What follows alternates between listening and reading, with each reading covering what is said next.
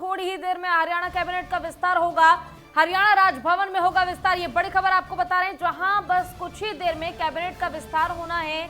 Haryana cabinet का ये विस्तार होगा, हरियाणा राजभवन में ये विस्तार होना है। 2019 में जब सरकार बनी बीजेपी और जेजेपी की गठबंधन की सरकार बनने के बाद ये पहली बार हरियाणा के कैबिनेट का विस्तार होना है। हरियाणा राजभवन में ये विस्तार होगा। देवेंद्र बबली बनाए जा सकते हैं मंत्री। ये बड़ी खबर आपको बता रहे हैं, जहां पर कुछ ही देर में हरियाणा कैबिनेट का विस्तार होगा। हरियाणा राजभवन में ये विस्तार किया जाएगा।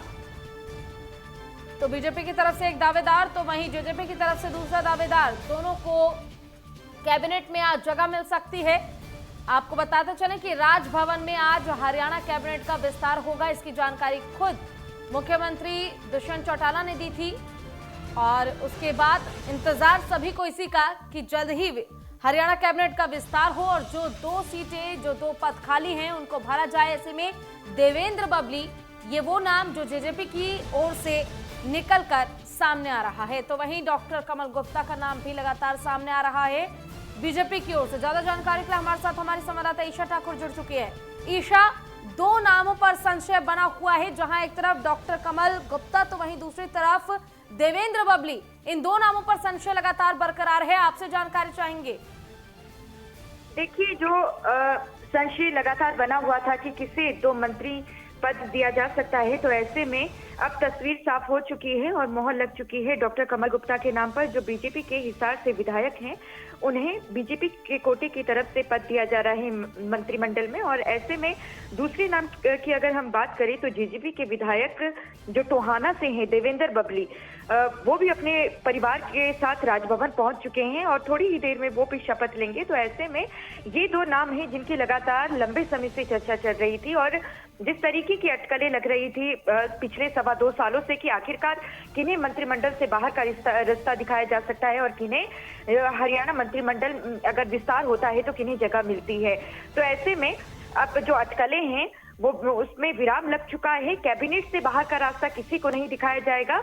फिलहाल के लिए जो दो पद खाली थे हरियाणा सरकार में, उसे भरने कहीं ना कहीं हरियाणा सरकार जा रही है। और खट्टर मंत्रिमंडल की अगर हम बात करें तो उसका आज विस्तार होने वाला है। दोनों ही जो विधायक हैं, एक जेजेपी से और दूसरे बीजेपी से, अपने परिवार सहित राजभवन पहुंच चुके हैं। चंद मिनटों की बात है और उसके बाद जो हरियाणा के राज्यपाल हैं बंडारू दत्तात्रेय, वो उन्हें पद और गोपनीयता की शपथ दिलाएंगे। क्योंकि देखिए, 2.25 साल से ये पद खाली था और जो अगर हम बात करें दोनों पद की, तो दोनों पद में कहीं ना कहीं लगातार कोशिशें बीजेपी की तरफ से भी तमाम बड़े नेताओं की तरफ से की जा रही थी और जेजेपी की तरफ से कि मंत्रिमंडल में कहीं ना कहीं इन्हें जगह दे दी जाए।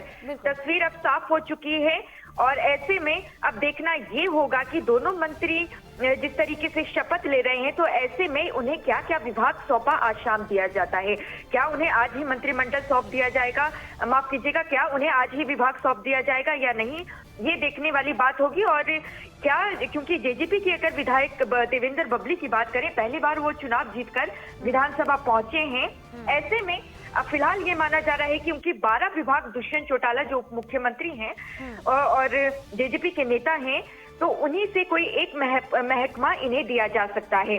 ऐसे में जो दूसरा नाम है डॉक्टर कमल गुप्ता का, जो 2014 में जिन्होंने बड़े मार्जिन से कांग्रेस की नेता सावित्री जिंदल को हराया था और 2019 में भी वो चुनाव जीते थे, तो ऐसे में ये माना जा रहा है कि उन्हें भी कोई बड़ा महकमा सौंपा जा सकता है। बस चंद मिनटों की बात है, शपथ ग्रहण समारोह की शुरुआत होगी और पद और गोपनीयता की शपथ ये दोनों नेता लेंगे और उसके बाद शाम तक देखना होगा कि क्या इन्हें पोर्टफोलियो अभी दे दिया जाएगा या नहीं। जी बिल्कुल, आपने जिस तरह बताया कि राज्यपाल बंडारू दत्तात्रेय इन दोनों को ही शपथ दिलाएंगे ईशा, लेकिन इसी बीच जब बात की जाए कमल गुप्ता की, तो उनसे जब पूछा गया सवाल इस पद को लेकर, तो वो कुछ भी बोलने से बचते नजर आए। बिल्कुल, देखिए, 2.25 साल से ये पद खाली थे और लगातार जो अटकलें थी वो काफी तेजी से चल रही थी। पहले ये माना जा रहा था कि दिवाली के वक्त जो गाज है, कहीं ना कहीं जो बिजली मंत्री हैं रणजीत सिंह चौटाला, जो कि एक आजाद उम्मीदवार के तौर पर जिन्होंने चुनाव जीता था और बीजेपी को समर्थन देने की उन्होंने बात की, जिन्हें बिजली महकमा सौंपा गया, एक कदावर नेता जरूर माना जाता है उन्हें, तो ऐसे में माना जा रहा था कि उन्हें कैबिनेट से बाहर का रास्ता दिखाया जा सकता है। यहाँ तक कि जो कृषि मंत्री हैं जेपी दलाल, उनका नाम भी सामने आ रहा था। और क्योंकि अगर हम बात करें मुख्यमंत्री मनोहर लाल खट्टर की, बाकायदा उनकी तरफ से हर एक विधायक और सभी जो मंत्री हैं उनकी परफॉर्मेंस देखी गई थी। 10 के 10 कैबिनेट मंत्रियों की परफॉर्मेंस देखी गई थी कि आखिरकार उन्होंने किस तरीके से काम किया है। और जो विधायक भी हैं, ऐसे में जो दोनों विधायक हैं जिन्हें अब एक को जेजेपी की तरफ से शपथ के लिए बुलाया गया है, तो दूसरे को बीजेपी की तरफ से दोनों पद यहाँ पर भरे जा रहे हैं। तो यही वजह है, दोनों कुछ भी कहने से बचते नजर आ रहे हैं। हालांकि दोनों ही बीते कल ही पहुंच चुके थे चंडीगढ़ में, लेकिन मीडिया से कहीं ना कहीं उन्होंने दूरी इसलिए बनाई हुई थी क्योंकि उन्हें ऐसा लग रहा था कि शायद अंतिम क्षण में ही कहीं उनका नाम न कट जाए, क्योंकि कदावर नेता लगे हुए थे कि कहीं ना कहीं उन्हें कैबिनेट में जगह मिल जाए। जी बिल्कुल ईशा, और चुनाव से पहले इस तरह के मंत्रिमंडल का विस्तार होना 2024 में होने वाले विधानसभा चुनाव पर भी कहीं ना कहीं असर डालेगा, क्योंकि हर एक जो पार्टी में मंत्री जुड़ता है या फिर कोई भी विधायक जुड़ता है तो आगे भविष्य क्या होगा पार्टी का, ये नेतृत्व सब कुछ तय किया जाता है। बहुत बहुत शुक्रिया तमाम जानकारी के लिए आपका।